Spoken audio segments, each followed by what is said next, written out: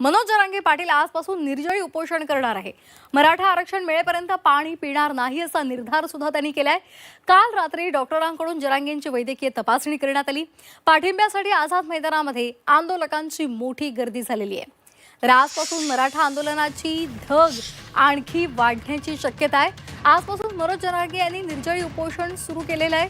सरकार मागण्या पूर्ण करत नसल्यामुळे जरांगेंना आजपासून त्यांनी पाणीही ताजण्याचा निर्णय घेतलेला आहे। पाणीही त्यांनी बंद केलेलं आहे आणि दरम्यान रात्री डॉक्टरांनी जरांगेंची वैद्यकीय तपासणी केली आहे। तर मनोज जरांगे यांच्या पाठिंब्यासाठी आझाद मैदानात पहाटेपासूनच मराठा आंदोलकांनी गर्दी केली आहे।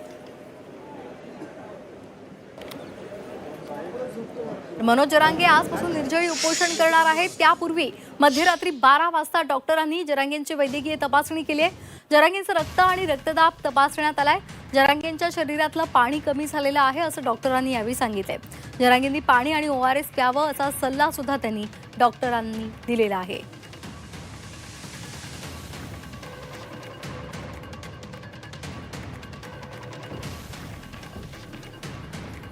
तर मनोज जरांगे यांच्या रक्ताची आणि रक्तदाबाची तपासणी डॉक्टरांनी केलेली आहे। आजपासून त्यांनी निर्जळी उपोषण सुरू केलेलं आहे। त्यामुळे जरांगेंनी पाणी आणि त्याचबरोबर ORS प्यावं असं डॉक्टरांनी म्हटलेलं आहे। त्यामुळे आता या संदर्भात जरांगे काय निर्णय घेतात हे पाहणं महत्त्वाचं ठरणार आहे। आजपासून त्यांनी निर्जळी उपोषण सुरू केलेलं आहे।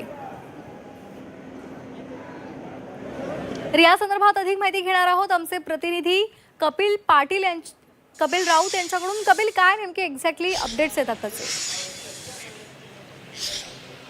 नक्कीच 2-3 महत्त्वाचे अपडेट समोर येत आहेत। आज चौथा दिवस आहे ह्या पूर्ण उपोषणाचा आणि ह्या उपोषणामध्ये तुम्ही बघू शकता का चौथ्या दिवशी जरांगे पाटील सध्या तरी विश्रांती करतायत आणि पाठीमागे मात्र मोठ्या प्रमाणात